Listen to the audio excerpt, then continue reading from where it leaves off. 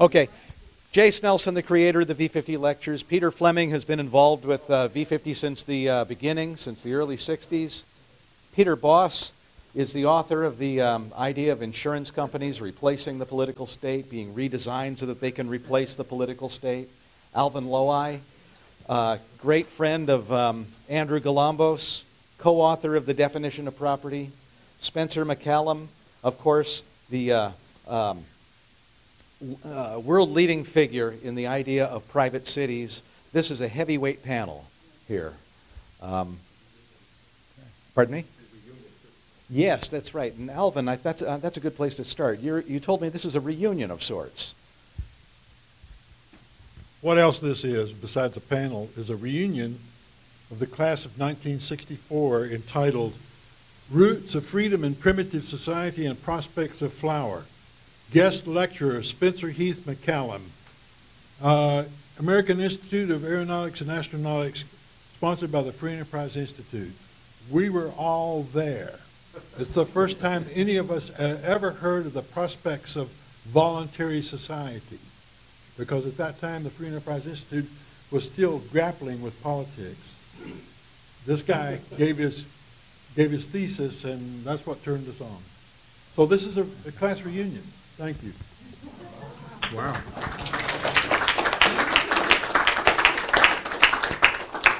So what we're talking about here is there's no need for a political state at all.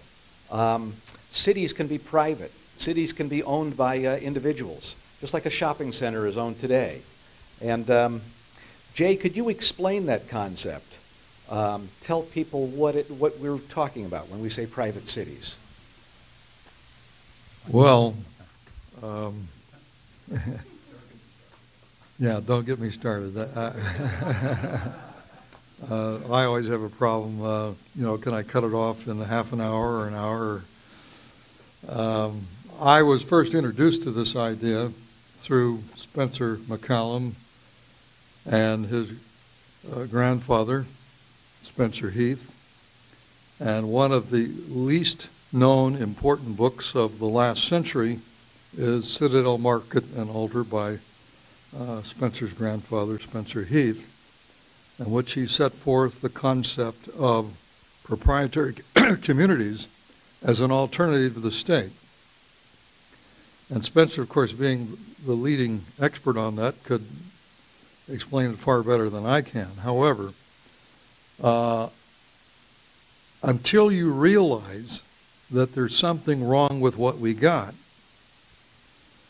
what Spencer and his grandfather were doing has little impact. Why do we need this? What's wrong with what we got? It's like somebody, for example, saying in 1913, this Federal Reserve system could go wacko and we could have inflation and all kinds of problems. Well, in 1913, come on, give me a break.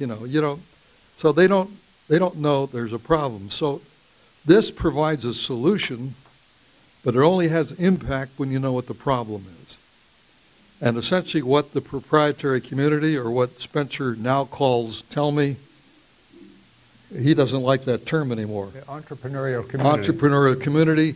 I might have an argument with Spencer on that, because I've spent 40 years trying to show the importance of what Spencer Heath and his grandson, Spencer MacCallum, have put forth.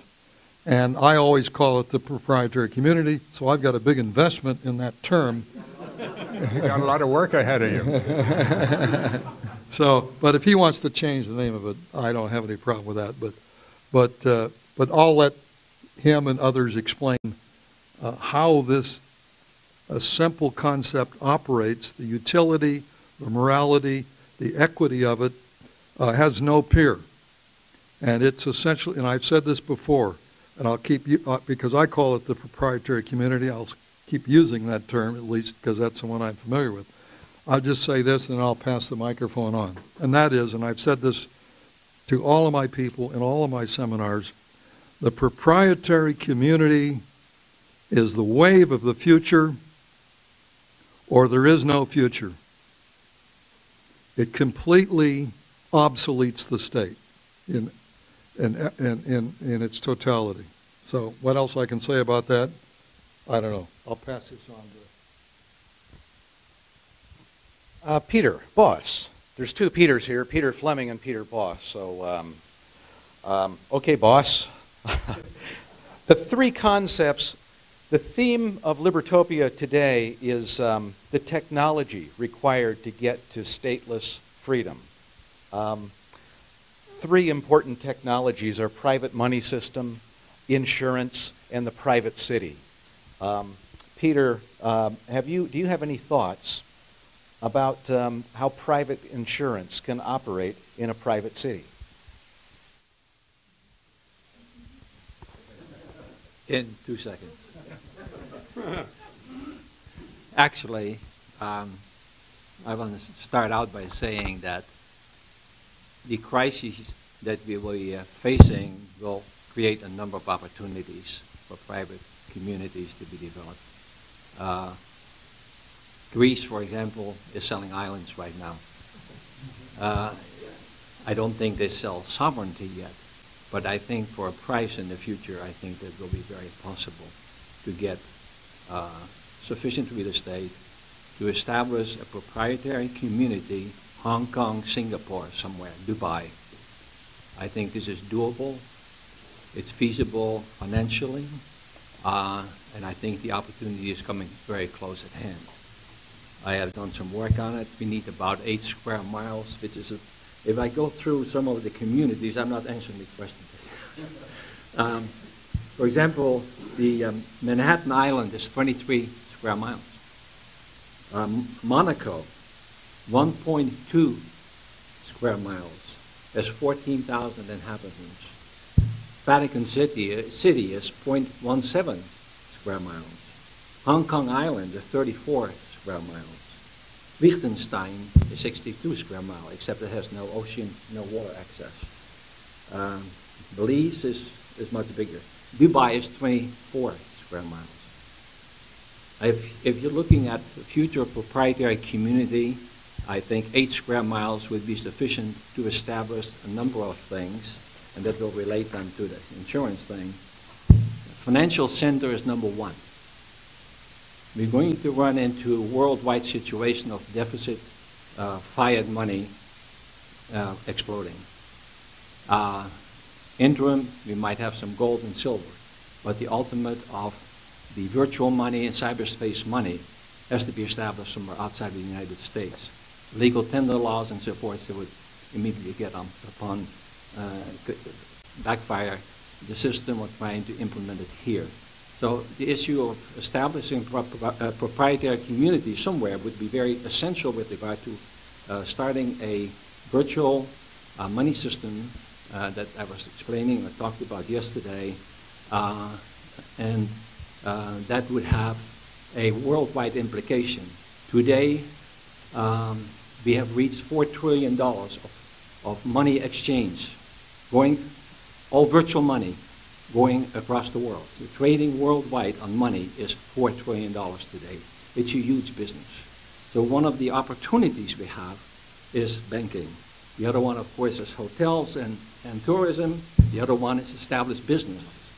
For example, in Liechtenstein and currently in Switzerland, they're all competing to lower their tax rates, and they are attracting the headquarters of all kinds of businesses worldwide.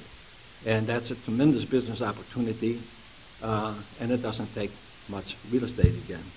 And then finally, of course, we have all the technology in place now to provide energy and water. Sorry. Did you miss all of that in the back? Okay. We currently now have available energy sources, and I'm not talking about solar or wind or anything like that, which does not support any technological-based industrial society. I'm talking about small modular nuclear power plants of the size of about 25 to 50 megawatts, which can be transported by rail, can be implemented modularly, and in conjunction with desalination plants, you would have plenty of water and energy available anywhere on a very small area and very low cost. We're talking like 5 cents a kilowatt hour, with these plants. We're talking water like about a couple of dollars per 1,000 gallons, which is unbelievable. And then of course the next part of requirement would be for the community development, people live and so forth, and so all tied in. Now part of that of course would be attracting also the insurance industry worldwide and the implementation of proprietary management using the insurance concept. Alvin, could you say something about the scientific basis of Spencer MacCallum's work? Well, we're the guests are inhabitants or momentary citizens of a proprietary community right here and now. Unfortunately, the Hilton Hotels doesn't realize fully what they've got here. But it works. We're all here, voluntary occupants, and they are voluntary purveyors of the hospitality, and it works very well. So as an observational case at point, it's not just here, but hotels all over this town and all over the world are offering some protection from the state momentarily while you're a guest here. They're taking the brunt of all the risks of exposure to state-provided services while you're under their protection. So here's an observational corroboration of the strength of the theory of entrepreneurial community.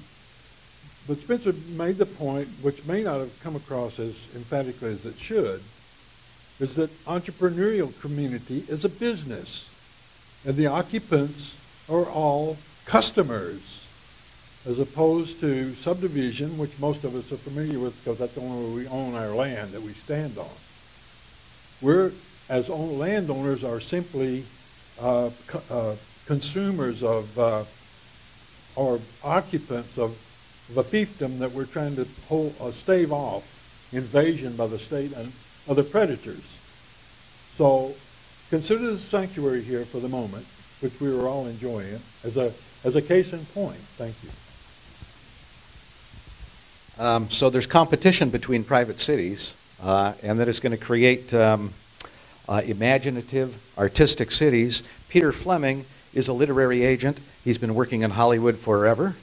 And do you have any ideas on the artistic angle? Well, having been an agent that roamed around every day to all the studios all over the city, I was one of the first conscious beneficiaries of the proprietary aspect of each studio. Each studio was run, you often hear they were run like kingdoms, but that isn't really true. But for the unions and the Communist Party, they were political free. The entity was beautifully guarded. They knew who you were when you came in and when you went.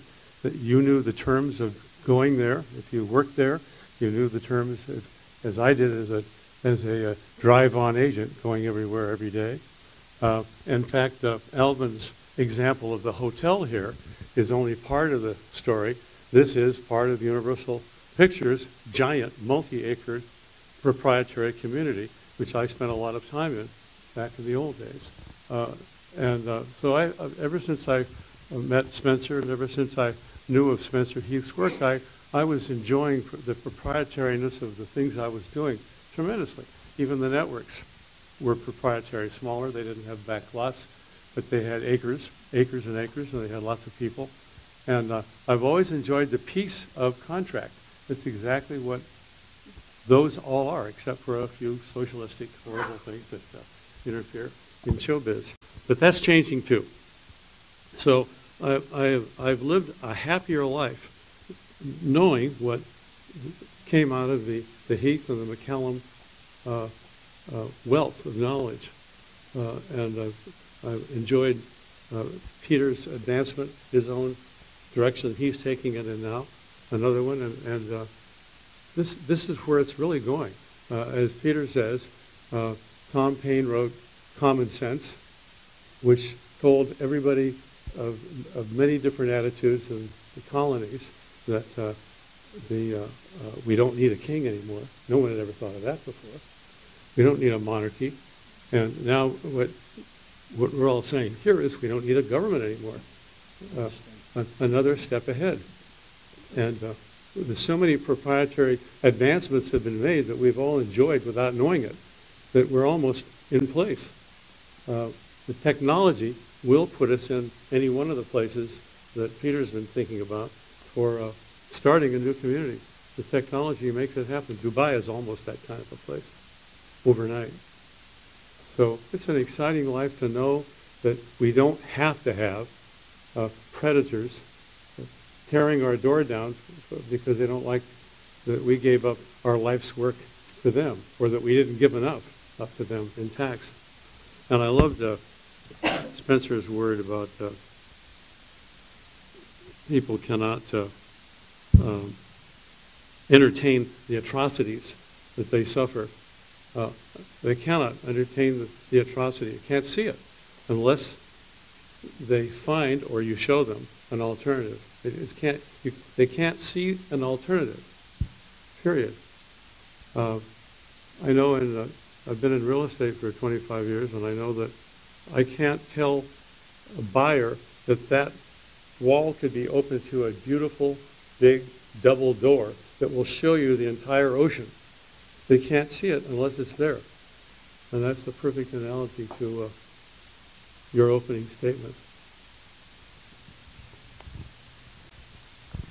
Jay, in the V50 lectures about 35 years ago, 40 years ago, you had a great description of the private city. You talked about cruise ships. You talked about the cruise ships standing on their end, turning into cities, buildings. Wondering, can you remember that? Can you repeat it here? I mean, I know it's only been 40 years since you've done it. Well, the concept comes from Spencer Heath. How many of you have read Citadel, Market, and Altar?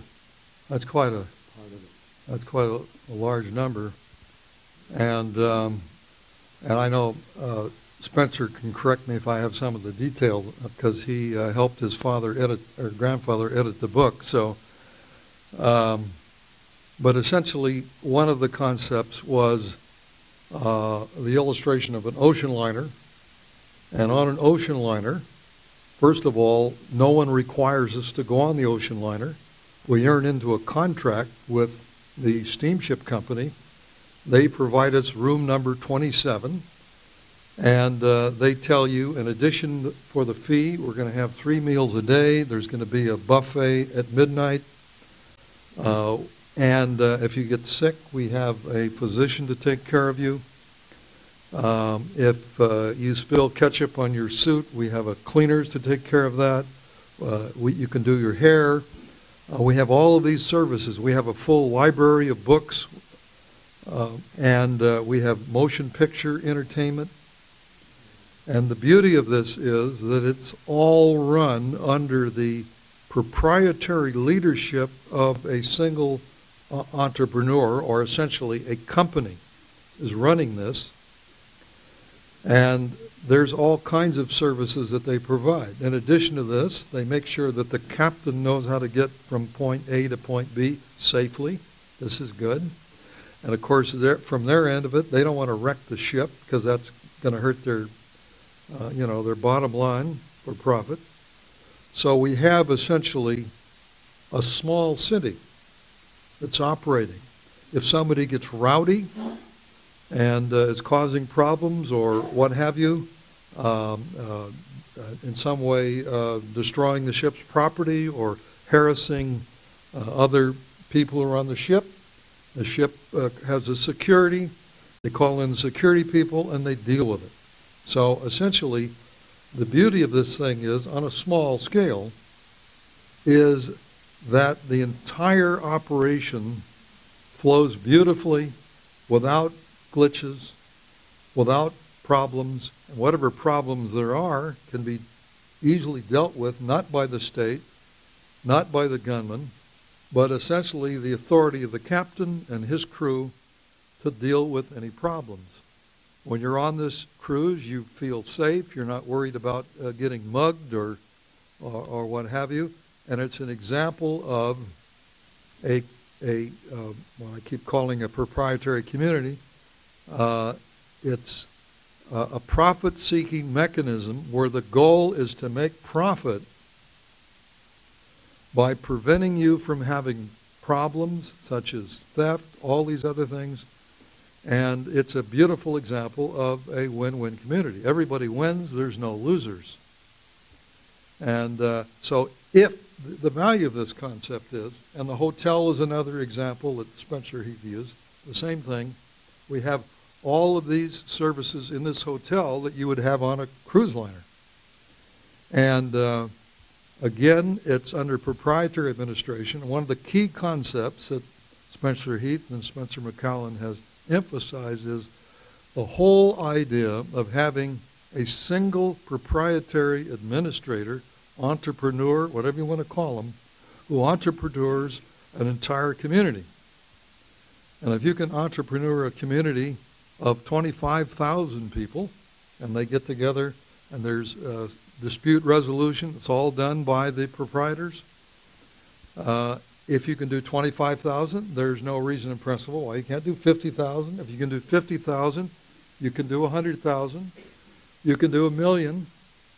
There's nothing to diminish the scope and scale of this contractual arrangement. And so it shows the whole advantage, for example, of not fractionalizing the land, but having large land masses where there's a proprietor. You don't own the land. This is a huge value in not owning the land, as the proprietor owns the land, and they deal with the administration of the property for everybody's benefit and everybody's mutual profit. It's a win-win concept. Now, Spencer, who's the leading expert on this, I'm sure will have something to say about it. Well, Spencer,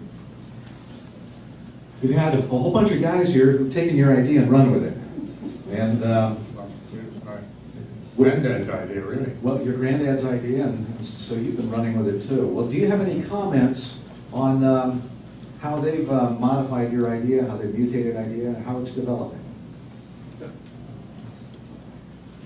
Since we've been talking about this being my idea, my granddad's idea, and so on. You already have a mic on you. Well, we're at the course. I might just throw out here, because it's kind of interest, how I came into this world. My granddad in 1930 came visiting my folks, and my mother was crying and said, "Well, dear, what is the matter?"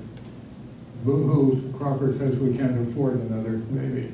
And this was 1930, you see, it's bad times.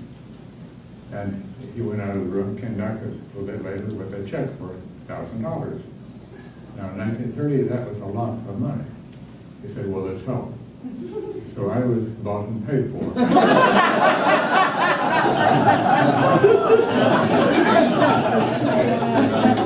I was named Spencer Heath MacCallum after him. Then later on, as I began to grow up, I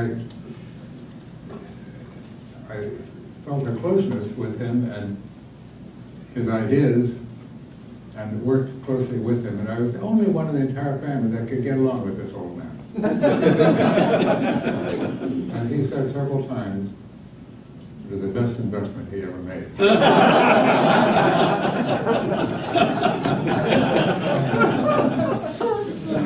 He's going to be one.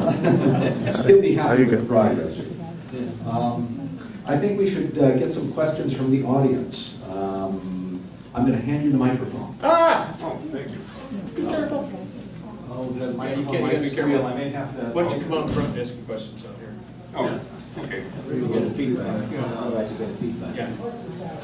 This is the first chance Please talk into the mic. Oh, this is the first chance I had to ask a strictly technical question. I'd like to ask Peter Boss. You were mentioning portable nuclear power plants. Have you formed any opinions as to the feasibility of the thorium liquid salt reactor? Hand him the microphone, please. Hand him the mic. No, right now, not at this particular. Actually, not right now, at this particular minute. I've just been involved in energy for quite a long time, actually. I've been in charge of the national program on new energy resources. But my main focus, I've looked at everything, I've seen everything. Ocean thermal, you can't imagine how many proposals you get. But it finally boils down to the very few attractive things that are immediately available, and what I'm really looking at is what is really available. And the modular concept in nuclear, of safe nuclear, is the attractive way to go at the present time, because you can transport it by rail, ship easily, install it modularly and things like that. I mean, you're just talking about the breaker technology. Anything you go beyond, you have to invest a lot more capital in, and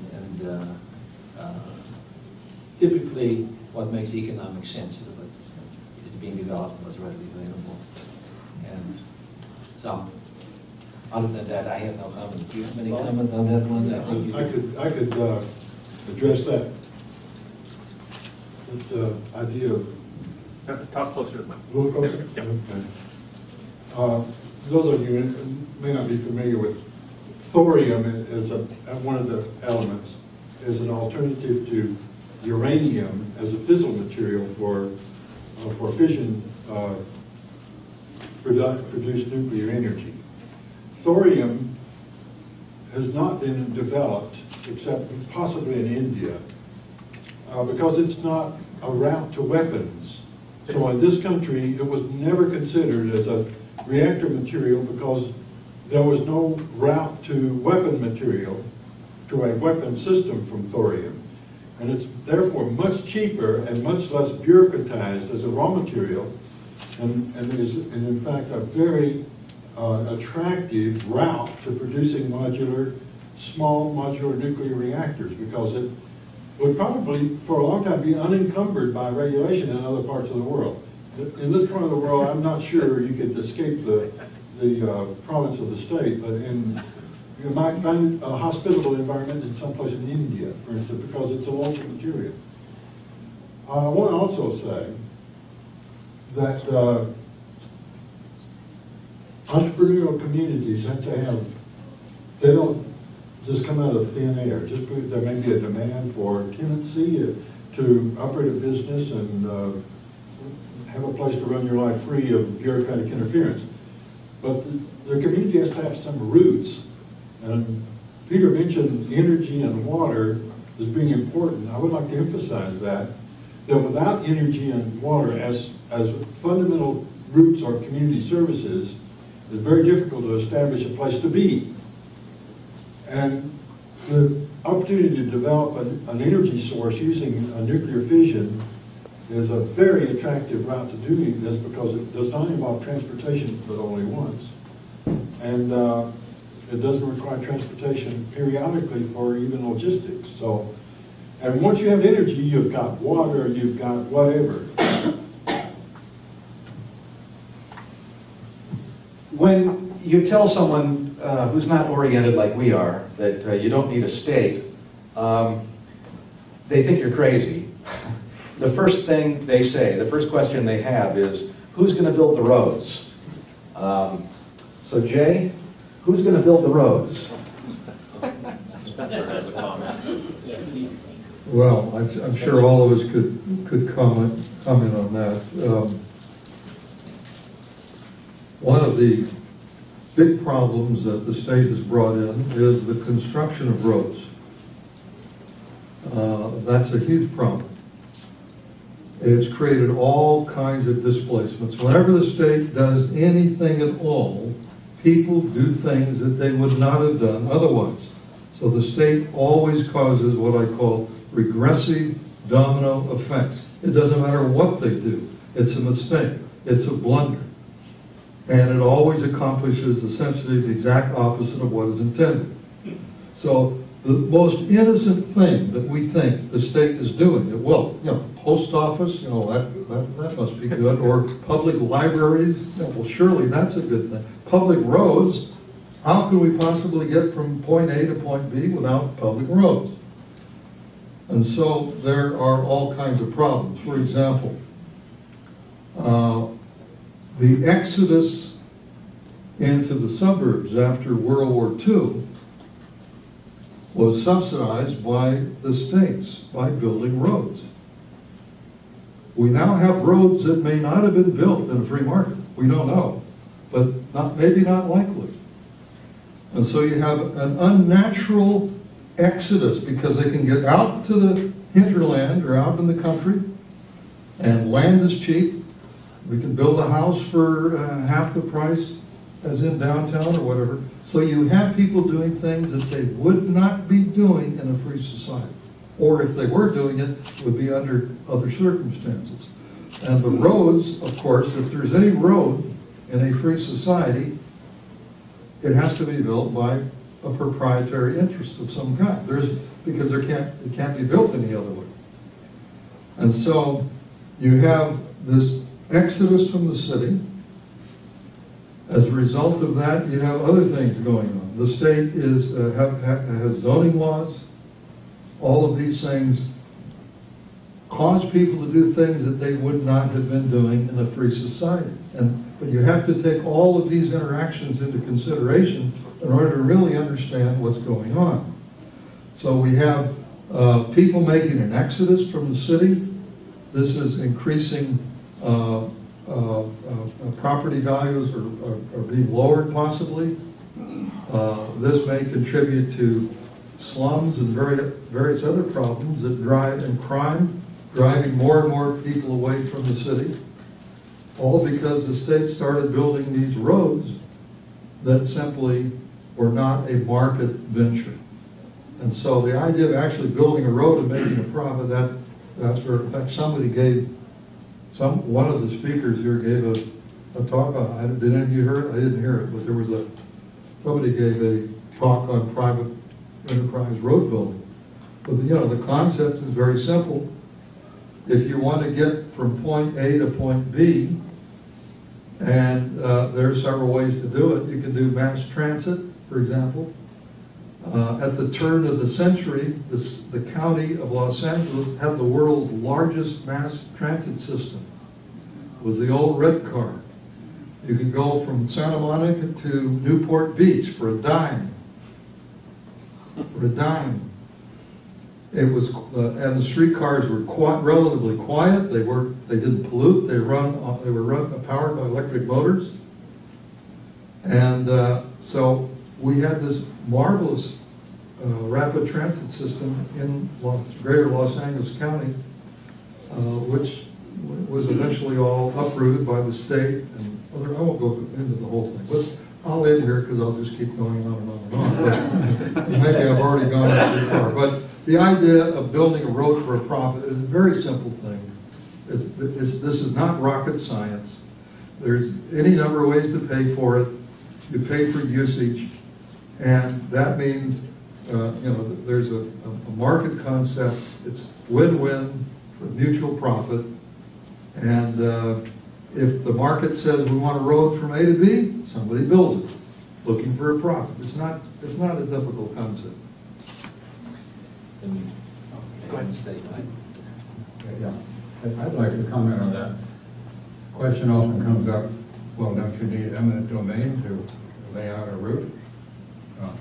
And the interesting case of the El Paso Gas Company, at the turn of the century, they laid out a lot of routes of gas lines, and they never used eminent domain. Do you know how they did it? In that case, and there may be other ways too that they might have done it, but what they did, they set out the 2 points that they wanted to connect, and then worked out 3 alternative routes, any one of which would work. And then they let the word out to the landowners, property owners along all 3 routes. We will deal with the first group that comes together with the options for their route. And then they step back and let the landowners pressure their neighbors, come on, we got to do this, we get money for our rights of ways and so on. And they never had a problem. Brilliant. That's great. That's a great story. That's a great story. That's the way it is. Let me add one to that, if I may, quickly. And those of you who most know this, one of the great American entrepreneurs that's relatively obscure is James Hill, who built the Great Northern Railroad.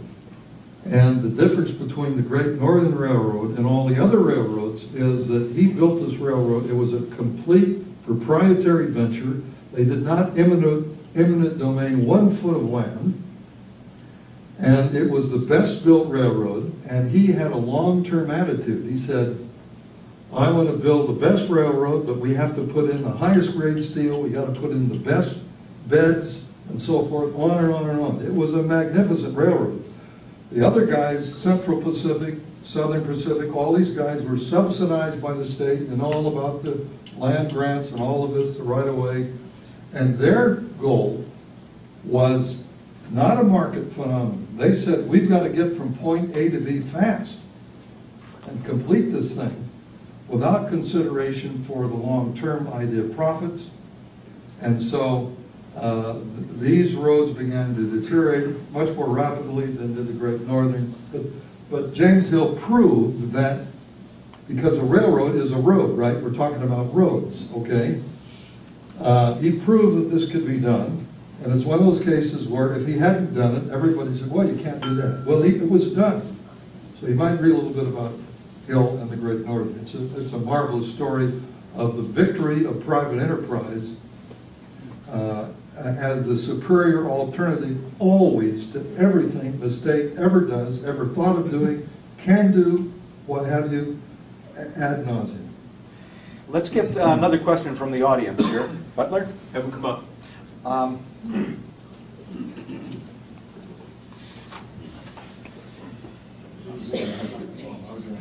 like to just follow up on this last question, because whenever I'm asked this question by my students or anyone else, how in a stateless society could you have fill in the blank? My response has always been, I don't know.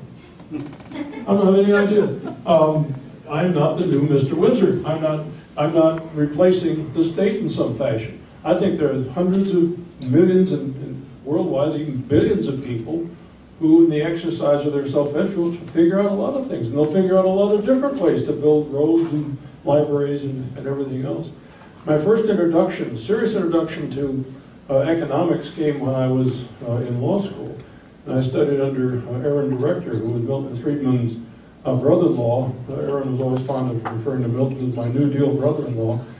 And he would make the statement, that anything that the government does or anything we would like to have them do can be and has been done in the market. And from that point on, the students just freaked out. It's all true. Yeah. By the way, James J. Hill's railroad was one of the few railroads that ever consistently operated in the black. Yeah, that's right. That's right.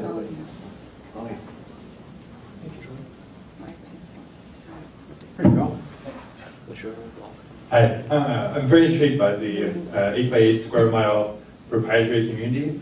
I'm wondering if there are looked at any approaches or strategies for how to get those 64 square miles. I mean, is it just a matter of raising money to buy off the government, or you're not just basically leasing their land, have to pay taxes, or if anyone has any ideas about how you can actually get that property, that'd be great. Anybody? Anybody? There we go. Pete, talk closer to the mic. Okay, well, actually, it might be coming sooner than you think. With the pigs, with two eyes, in Europe unraveling, you have the pigs meaning Portugal, Ireland, Italy, Greece, and Spain. All of them are in terrible financial troubles. As I mentioned before, Greece is selling islands right now, actually quite cheap. It's amazing just to make up the budget deficits that they have run. It's going to be worse. There's going to be a lot of opportunities in the very near term, it looks to me. And so if one can come up with a very attractive price, and what they're asking for is actually very low, but if you raise the price a little bit, you might be able to establish sovereignty. And I think it is very imminent that we might be able to do so. And it doesn't have to be a big area. Like I mentioned, all these areas are very small. The Hong Kongs, Singapore, all these things are very small areas. They go up into the sky. But they're great planned communities. I mean, entrepreneurial communities. They're wonderful concept. Now, the reason we're doing that and not concentrating on the U.S. is, I think, to set an example more than anything. Because trying to work inside the U.S. politically, to trying to roll back all the laws that we have, and the piles of them, I guess there's rooms full of them, it's going to be an enormous enterprise to do that. I don't think there's anybody's going to give that up so easily. What will force them to do something, or countries to do something, is when they get into trouble. I think they're all in trouble, deep trouble. And I think, as I said before, every crisis creates an opportunity, and as Obama says, never let a good crisis go to waste. So we should prepare. We should prepare to make sure that we can do that. I'd like to make another comment, though, with regard to the proprietary community that we have today. Most of you have visited Disney World, I presume, in Florida, more so than Disneyland. Disney World is a proprietary community, bar none. It's not only a small community, it's a county. They take care of everything except the tax collector. The government comes in just to collect the taxes. They have the private police, private fire, private everything. I had the opportunity to consult with them on energy, Scott, and I was privy to go underground. If you want to see a proprietary community in operation, it is a wonder. Underground is the entire city planned out with everything. The waste disposal, the management of energy, the management of everything. It's all underground. They have their own irrigation district. They have their own roads, of course, their own police, fire protection. All of it is organized. Now you may think this is kind of far-fetched because it's an entertainment park, but it is a real community. And all you have to do is cut off the government from collecting taxes, and it's a true proprietary community. And so, which would be a bonanza for them. Which would be a tremendous bonanza, but then profit by getting the bureaucrats off their back and do it. But the bureaucrats are not interfering with them one way or the other. So it's there, it's here. And if you can't implement it here politically, let's set an example somewhere. In the U.S., among people see, people say it can't be done. You have to have a government, a state. I mean, you have to have a state. Well, they call it government, of course. You have to have a government, after all. My parents had a government. Everybody has a government. We can't do without. If you show, by example, like Thomas Paine did, that there are alternatives to the king, the monarchies died. If there's alternatives to the state will die.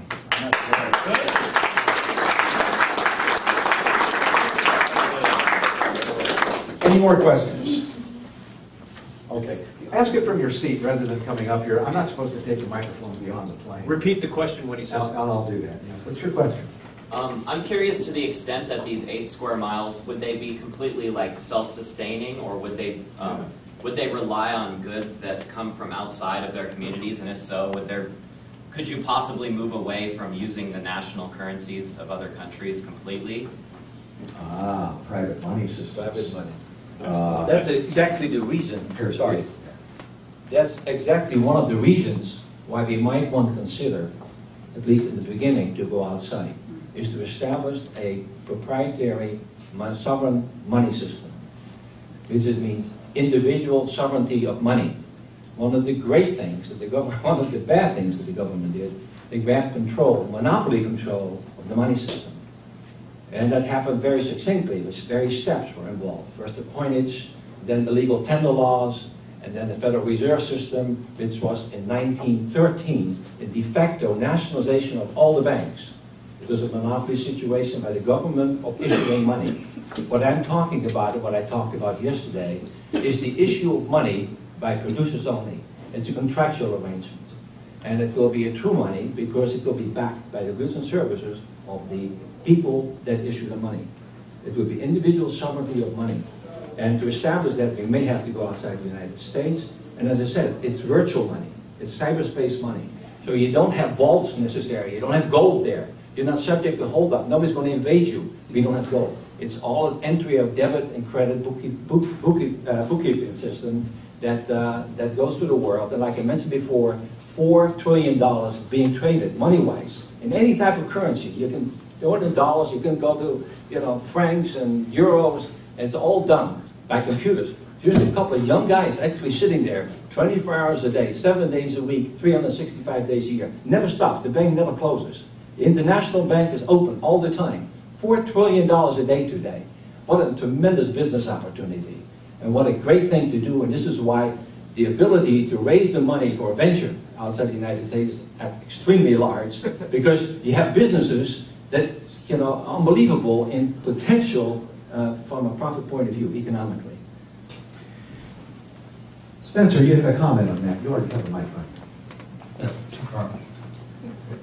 I wanted to comment. You asked me a moment ago about what developments had happened with this concept of your private city.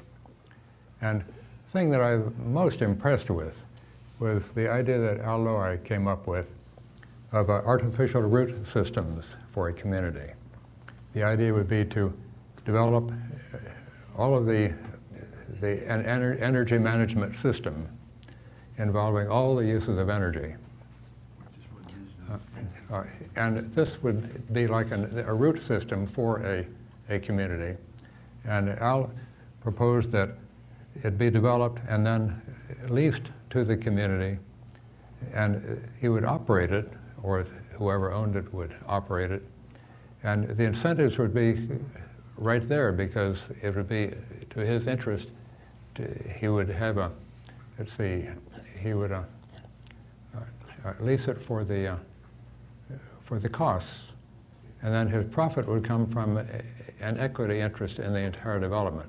So his interest would be to see that the entire development worked well, that it was successful, that upgrades happened as were able. And I thought this was a brilliant idea, and I've probably expressed it very poorly. I'd like to invite Al to comment on it. We're in the habit of thinking of utilities as sort of a community service that we buy and pay Edison Company, AT&T, whatever.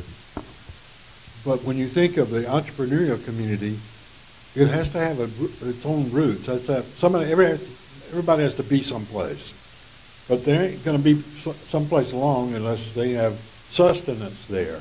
So the energy and all aspects of energy become part of the ambience of the community. It doesn't function without it. So it doesn't make a lot of sense to sell, let's say, electricity, lighting, on a fee-for-service basis. It's complicated and costly to do it that way. It's like subdividing it. It becomes part of the structure of the community to enhance the environment, to improve the property, and to make it more profitable to operate with those amenities like air conditioning, like good drinking water and good sanitary function, and so forth and so on. So it becomes part of the community structure, and therefore it should participate in the equity, in the growing asset value of the community, rather than as an expendable for sale. Any more questions? I'd like to, sure, yeah. While we have all these heavyweights like Spencer MacCallum and others at the table, I think it would be useful to explain, for Spencer to explain, the heart of this concept is you do not subsidize land, you do not fractionalize the land, you do not divide the land. The value of keeping a large area of land under proprietary administration, that's the key to this whole concept. And unless you see why that is the essential element to make this thing work, it doesn't make a lot of sense. It's just a grand concept, but it's very simple. And I think it would be useful for Spencer to answer the question, why not fractionalize, why not parcelize, why not cut up all the land? And what do we gain by not doing that? Good question. You already have it. Well, under subdivision, as I said, it's not a business. It's a lot of consumers. The land is in one title when the developer designs and creates the community, and he can do it beautifully because it's in one title. He no sooner finishes it than he sells it off, chops it up, sells it off in pieces, and leave, leaving the occupants now of both these properties to fend for themselves the best way they can, and they have no option really except to develop a little voting government here. And there are many horror stories now about how homeowners associations work. Sometimes they work well, but you can't depend on it, and sometimes they work horribly. So holding the title together in order to create a concentrated entrepreneurial interest in the success of the development on into the future as a long-term investment makes tremendous sense. And you don't have to think of it eventually becoming one world monopoly, a great big chunk. I think the management size would be small, and ownership of a corporation or something might be over a sizable area, but you would have independent profit centers.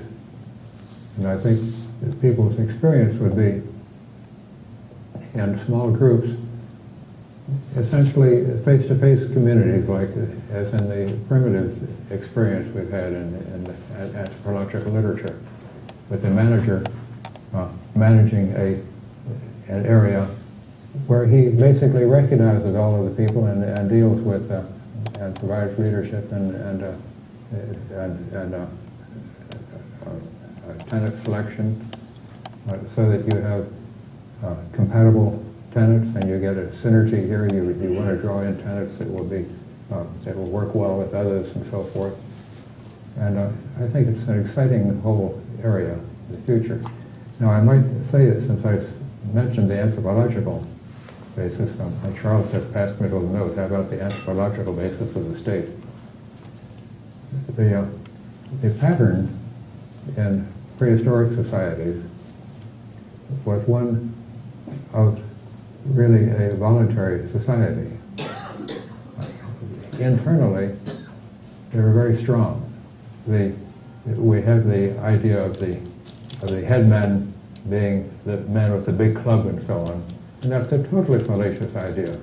In the prehistoric communities, the headman was more like the chairman of a committee or something or other.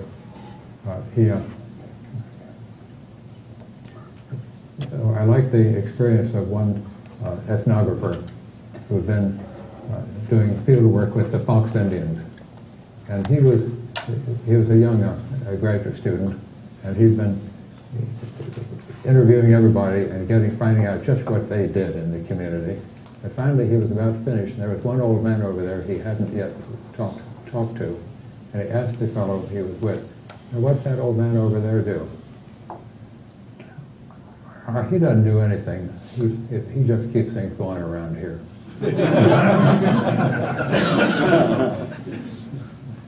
Well, with the rise of the state, it's a social pathology, as I see it, that has extended over the globe. And we might have some optimism about the future. Spencer Heath used to remark that health is more catching than disease. And if that were not true, none of us would be here today. So we can hope that this social pathology, and I like what someone said, it's a pathology masquerading as its own cure. Oh, that's good. We may well outgrow it. I think probably. I'd just like to comment that these guys have been advocating the idea of private cities and zero political state since 1964. We have another heavyweight over here, Mr. Fred Marks. This is not a question. I just thought Disney World. Walt Disney did not like the clutter around Disneyland in Anaheim. So he formed the idea of Disney World. He named it Experimental Project for the City of Tomorrow. And there is still now the Epcot Center, Disney World, which embodies that idea. And that one man was the heart and soul of the whole thing. Richard? Right. There you go. I have to keep it in front of that. This was probably a question mostly for Peter, but I would like anybody else's answer as well. With regard to creating in the imminent future a real proprietary community, let's say by the purchase of a Greek island or any 8 square miles anywhere on Earth, what do you think are the prospects for the present political controller of that territory to relinquish their political control at the same time they relinquish the land? Money. And I could have proposed that as the answer. If you think with enough money, they would relinquish that control, and in effect, that would become what, in political terms, would be a new country. That's correct. Right? The purchase of Alaska. Sovereignty. Now, there are other arrangements possible. You could go on a long-term, 40-year. But Peter, the mic. I'm sorry. Start over again. Sorry. There are other ways, of course, doing that, cheaper, and they are being offered. You could establish a long-term lease situation, but it would revert back like Hong Kong. So you're running into that problem. Now, you might have accomplished your purpose, however, by showing the example of how a proprietary community can rise out of nowhere, like Dubai, except proprietary entrepreneurial community, excuse me, would arise, and how it would function. And the example would be worth almost the investment right there. You would love to have sovereignty, of course, and if you can establish that, that would be even better. Then you don't have to go back and revert back eventually to Hong Kong, to the Hong Kong principle. So it's an alternative, but I think it's coming, and it's becoming very much available, considering the world situation. And I think it's just only going to get much worse than it is today. Spencer, you have a comment? Yes, I'd like to comment on that. No, go ahead. You got Now, I favor a long-term lease, and for these reasons, sovereignty is a very touchy issue. Politicians just can't touch it. It's a hot potato, and to alienate part of one's patrimony, this sort of thing, in this age of nationalism, all that kind of thing, it's very difficult, and it could be run back on, and negated one thing and another. However, if you do a long-term lease, this is not threatening. And the long-term lease, in time, you could develop a tremendous Dubai or something or other that would be far more stronger and developed technologically in every way than the host country. And after that, it would be no problem really if you wanted to get sovereignty. There'd be no real problem. Now, in developing a small city like this, you might say, well, how could you get people to come out and want to live there on a rocky place where there's nothing there now? Things like this,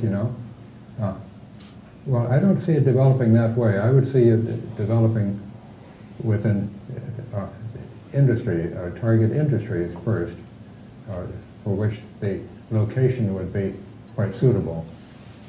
An industry, say a single industry would come in, they need personnel. The personnel would have families, they would need ancillary services, shopping and recreation and things like this. Each of these ancillary services in turn would have personnel who would require ancillary services.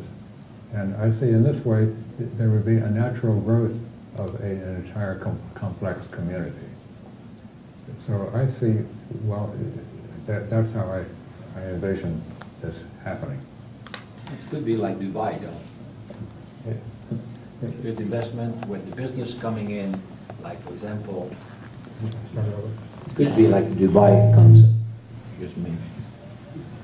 Could be like the Dubai example, except on a proprietary basis, totally.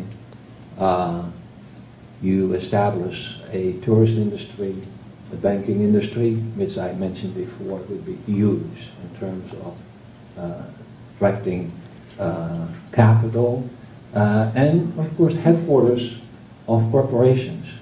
They're always looking for the lowest possible place to invest, and they're doing that. There was a big article in the newspaper regarding the corporation and headquarters moving to the lowest cost property, corporate-wise place in Switzerland and in Liechtenstein, and they're moving there. They're actually really moving there in droves. They're all leaving their native countries and they're establishing there. So that, and then following up what you're saying, Spencer, the population would follow naturally. And so in order to do so, you have to establish the energy industry. That requires, you know, water and electricity requires people. So it is a self-building thing, and it can be very rapid. Dubai was built in a very short time on a very difficult situation. I mean, if you look at the story of Dubai, it's incredible what they did. What they did in terms of from an engineering feat, going out in the ocean with the palm, and that was an engineering feat unbelievable. They brought in the Dutch people, the best civil engineers they could find, and it's incredible what can be done with private money. Yeah, I live in Escondido, and in the same time that they built the entire city of Dubai, they still haven't finished a stretch of freeway. Bill has a question. I doubt we have any real political liberals in the room, so I'll have to speak for all of them, not that I am one. Someone wandering into this conversation would say, my God, you're talking about building enclaves for the rich with your own private armies to keep the poor away, and you're not going to share the water or the power. What, the masses will run around like a post-apocalyptic scene from Blade Runner or from Demolition Man. How do you answer that this is not just some solution for rich enclaves like Beverly Hills or Holmby Hills right here in California? We can't go in there because it's, you know, pretty much patrolled by people who say, what are you doing here? What is to prevent the this giant polarization as they imagine in today's political world from occurring, where the very wealthy have these proprietary cities and the poor are basically running around in what today is called anarchy or chaos? Jay Mr. Snelson? to take that. Well, we have, in our time, probably everyone in this room listening, we saw Walt Disney. His name has been brought up. Here's a man that had a vision, and everybody thought, this is crazy. And he came very close to not making it. He had all of his personal wealth sunk into Disneyland. And it opened, and it was an instant success. But remember, it was wall-to-wall naysayers. This will never work. This is crazy. No one's ever done this. And then we have Disney World. How many have been to Disney World? The next time you're in Florida, go to Disney World. Or the next time you're in Orlando, because it is a beautiful example of essentially a private enterprise community run by entrepreneurs that doesn't have crime problems, doesn't have any of these problems, and it's huge. And again, if it wasn't done, people would say, well, you can't do that. That's crazy. No one could do that. But it has been done. And who could have predicted this would be done? I couldn't have. But one man had the vision. Who goes there? Who goes where? Patronizes it. The rich? Oh, yeah, right. Mr. Lowi said, who patronizes this place? The rich? Well, it's there for the common people. And it's not so expensive that you have to be wealthy to go there. And so we can't, one of the things we can't do if we believe in the concept of a free society and a free market without any political state, it's impossible to predict how various things will come about in the marketplace, what will be the solution. The same thing is with money. We don't know exactly what might happen in a free society where there's free money. I'm not worried about it. The market will figure out any number of ingenious ways to do this. There will be competing monies, doesn't matter. And maybe somebody's got the solution now. A lot of people here are working on the money concept, and so maybe they've got a solution, maybe they don't. But before that can happen, you have to be able to realize maybe there's a reason to have something beyond what we have now. If everybody says, yeah, but what's wrong with the money system now, you can't do anything. You can't offer an improvement when no one thinks there's anything wrong with what we got. And you have to have confidence that if you can't figure out the solution, doesn't mean there isn't one. You see this all the time. I've dealt with this for 50 years. The guy, if he can't see the solution, there can't be one. Well, if that were true, there'd never be a solution to anything, because most people don't see solutions to any major problems. And somebody else sees it, and somebody else solves it, but they don't. Well, anyhow. David, you had a question. Charles? Maybe we could lease New Hampshire. David, you had a question. It seems to me that we are kind of painting these as self-contained communities, and yet really it's going to have to participate in the global community. For instance, let's say we have a technology company that moves into this. Well, they would still want to probably file patents with the court systems in the United States and Europe to be able to sell in those markets. And even if they, for instance, paid money for a lease or something like that, well, they're really paying in advance taxation for the military's defense, of the state that they're participating in. So this isn't really as, independent on a global sense. So how would an independent private city integrate with the rest of the world? Anybody? Peter? Integrate? Okay. How did Hong Kong? That's already being done. We have a lot of cities that operate quite freely. Singapore, all these people interface wonderfully. I mean, it's all a matter of free enterprise, and free enterprise finds all kind of ways of solving all kind of problems. And I was giving him a little pamphlet. Every one of you. Everybody's seen iPencil? I hope you all have read that. The most important document probably ever written by, again, one man in economics. If you ever think about the complexity of making a pencil, but not just making one by bureaucratic means, for almost virtually no price, because you can get a pencil for a penny. If you see the complexity and the people worldwide with their own ingenuity and profit motives interacting, this is the perfect example. Leonard Reed thought about it one night and wrote it up. I certainly urge you, if you have inclination regarding how things might work and how ingenuity of people can come together, it is a brilliant document that describes, number one, how people can get together, solve the problem economically, not just solving the problem. Everybody can go to the moon if you put enough money in it, but to solve it economically is a different thing. At the low cost, forming a pencil is just an enormous, complex thing. It's worldwide interaction, and all the trades are done. Even the person that finally makes the pencil doesn't know how they even came together and how all these people interacted. So it's also a perfect example how central planning doesn't work.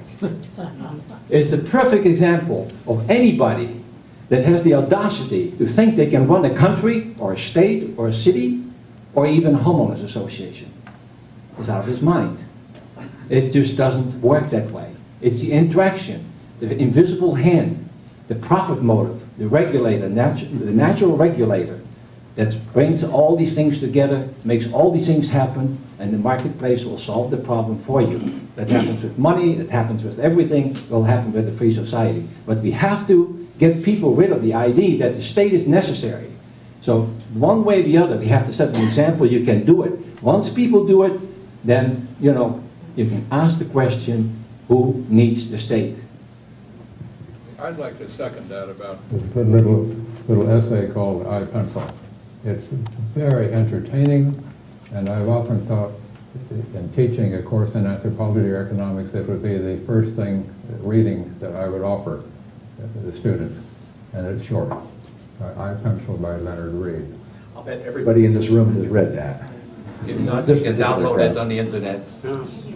I would just like to comment, finally, we're out of time.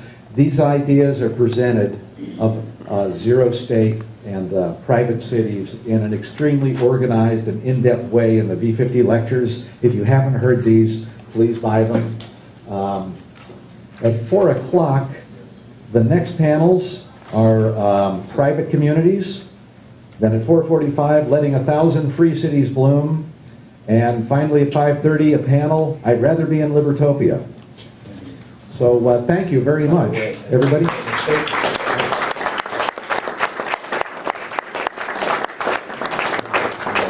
You had a quick statement, Peter? In view of the proprietary nature and the few places that are available to pursue that, we have formed the Science of Freedom Foundation. It's the only organization I know of that is purely dedicated to putting together an authentic science relating to total proprietary management of government services. And for any one of you who want to find out more about it, it's just formed, so we don't have major literature for you. But the issue is the integration, then dissemination of information. The third step will be for-profit implementation concepts.